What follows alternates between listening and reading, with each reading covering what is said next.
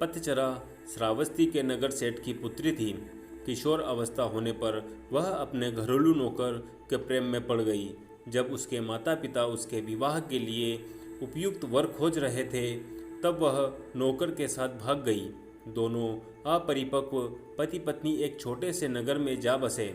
कुछ समय बाद पतचरा गर्भवती हो गई। स्वयं को अकेला पाकर उसका दिल घबराने लगा और उसने पति से कहा, हम यहाँ अकेले रह रहे हैं, मैं गर्भवती हूँ और मुझे किसी की सहायता की आवश्यकता है। यदि आप आज्ञा दे तो मैं अपने माता पिता के घर चली जाऊँ। पति पतचरा को उसके मायके नहीं भेजना चाहता था, इसलिए उसने कोई बहाना बनाकर उसका जाना स्थगित कर दिया। लेकिन पतचरा के मन में माता पिता के घर जाने की इच्छा बड़ी बलवती हो रही थी। एक दिन जब उसका पति काम पर गया हुआ था, तब उसने पड़ोसी से कहा, आप मेरे स्वामी को बता देना कि मैं कुछ समय के लिए अपने माता पिता के घर जा रही हूँ। जब पति को इसका पता चला तो उसे बहुत बुरा लगा। उसे अपने ऊपर ग्लानि भी हुई कि उसके कारण ही इस कुलीन कन्या की इतनी दुर्गति हो रही है। वह उसे ढूंढने के लिए उसी मार्ग पर चल दिया। रास्ते में पतचरा उसे मिल गई। पति ने उसे समझा बुझाकर घर वापस लिया। समय पर पतचरा को प्रसव हुआ। सभी सुखपूर्वक रहने लगे। पतचरा जब दूसरी बार गर्भवती हुई, तब पति स्वयं उसे उसके माता पिता के घर ले जाने के लिए तैयार हो गया। मार्ग में जोरों की आंधी वर्षा होने लगी। पतचरा ने पति से कहा कि वह किसी सुरक्षित स्थान की खोज करें। पति झाड़ियों से होकर गुजर रहा था, तभी उसे एक विषधर सांप ने काट लिया और वह तत्क्षण मृत्यु को प्राप्त हो गया। पतचरा अपने पति की प्रतीक्षा करती रही और ऐसे में ही उसे प्रसव हो गया। थोड़ी शक्ति जुटाकर उसने दोनों बच्चों को साथ लिया और पति को खोजने निकल पड़ी। जब उसे पति मृत मिला तो वह फूट फूट कर रोने लगी, हाय, मेरे कारण ही मेरे पति की मृत्यु हो गई। अब अपने माता पिता के सिवा उसका कोई न था। वह उनके नगर की ओर बढ़ चली। रास्ते में नदी पड़ती थी। उसने देखा कि दोनों बच्चों को साथ लेकर नदी पार करना कठिन था, इसलिए बड़े बच्चों को उसने एक किनारे पर बिठा दिया और दूसरे को छाती से चिपकाकर दूसरे किनारे को बढ़ चली। वहां पहुंचकर उसने छोटे बच्चे को कपड़े में लपेटकर झाड़ियों में रख दिया और बड़े बच्चे को लेने के लिए वापस नदी में उतर गई। नदी पार करते समय उसकी आंखें छोटे बच्चे पर ही लगी हुई थी। उसने देखा कि एक बड़ा गिद्ध बच्चे पर झपटकर उसे ले जाने की चेष्टा कर रहा है। वह चीखी, चिल्लाई, लेकिन कुछ नहीं हुआ। दूसरे किनारे पर बैठे बच्चे ने जब अपनी माँ की चीख पुकार सुनी तो उसे लगा कि माँ उसे बुला रही है। वह झटपट पानी में उतर गया और तेज बहाव में बह गया। छोटे बच्चे को गिद्ध ले उड़ा और बड़ा नदी में बह गया। उसका छोटा सा परिवार पूरा नष्ट हो गया। वह विलाप करती हुई अपने पिता के घर को चल दी।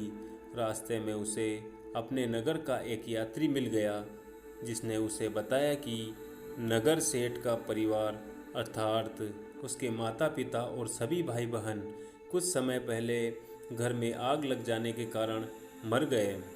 यह सुनते ही पतचरा पर दुखों का पहाड़ टूट पड़ा।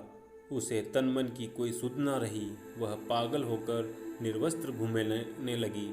उसके मुख से यही शब्द निकलते, पति मर गया, बड़ा बेटा डूब गया, छोटे को गिद्ध खा गया, माता पिता और भाई बहनों को चिता भी नसीब नहीं हुई। ऐसे ही विलाप करती निर्वस्त्र घूमती फिरती पतचरा को सभी अपमानित और लांछित करके यहाँ से वहाँ भगा देते थे। जेतवन में भगवान बुद्ध धर्मोपदेश दे रहे थे। पतचरा अनायास ही वहाँ आ गई। उपस्थितों ने कहा, अरे ये तो पागल है, इसे यहाँ से भगाओ। बुद्ध ने उसे रोकते हुए कहा, इसे मत रोको, मेरे पास आने दो। पतचरा जब बुद्ध के समीप आई तो बुद्ध ने उससे कहा, बेटी अपनी चेतना को संभाल। भगवान को अपने समक्ष पाकर पतचरा को कुछ होश आया और अपनी नग्नता का बोध हो गया। किसी ने उसे चादर से ढक दिया, वह फूट फूट के रोने लगी। भगवान, मेरे पति को सांप ने डस लिया और छोटे छोटे बच्चे मेरी आंखों के सामने मारे गए। मेरे माता पिता, बंधु बांधव सभी जलकर मर गए। मेरा अब कोई नहीं है, मेरी रक्षा करो। बुद्ध ने उससे कहा, दुखी मत हो, अब तुम मेरे पास आ गई हो। जिन परिजनों की मृत्यु के लिए तुम आंसू बहा रही हो, ऐसे ही अनंत आंसू तुम जन्म जन्मांतरों से बहाती आ रही हो। उनसे भरने के लिए तो महासमुद्र भी छोटे पड़ जाएंगे। तेरी रक्षा कोई नहीं कर सकता। जब मृत्यु आती है तो कोई परिजन आदि काम नहीं आते। यह सुनकर पतचरा का शोक कुछ कम हुआ। उसने बुद्ध से साधना की अनुमति मांगी। बुद्ध ने उसे अपने संग में शरण दे दी। धर्म के परम स्रोत के इतने समीप रहकर पतचरा का दुख जाता रहा। वह नित्य ध्यान व ज्ञान की साधना में निपुण हो गई।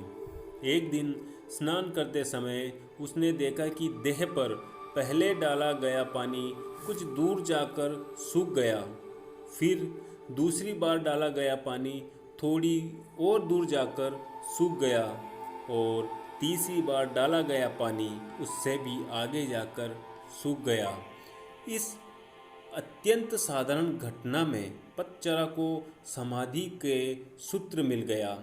पहली बार उड़ेले गए पानी के समान कुछ जीव अल्पायु में ही मर जाते हैं। दूसरी बार उड़ेले गए पानी के समान कुछ जीव मध्यम वयता में चल बसते हैं और तीसरी बार उड़ेले गए पानी के जैसे कुछ जीव अंतिम वयस में मरते हैं। सभी मरते हैं, सभी अनित्य हैं। ऐसे में पतचरा को यह भान हुआ जैसे अनंत करुणावान प्रभु बुद्ध उससे कह रहे हैं, हाँ पटाचारे, समस्त प्राणी मरण धर्मा है। इस प्रकार पतचरा उन बौद्ध साधिकाओं में गिनी गई जिनको निप्रयास ही एक जीवन काल में ही निर्वाण प्राप्त हो गया था। अगर आपको यह कहानी अच्छी लगी है तो आप दूसरों के साथ भी शेयर करें और चैनल को सब्सक्राइब करें और बेल आइकन को प्रेस कर लें, जिससे कि आने वाले सारे वीडियोस आप तक आसानी से पहुंच सकें।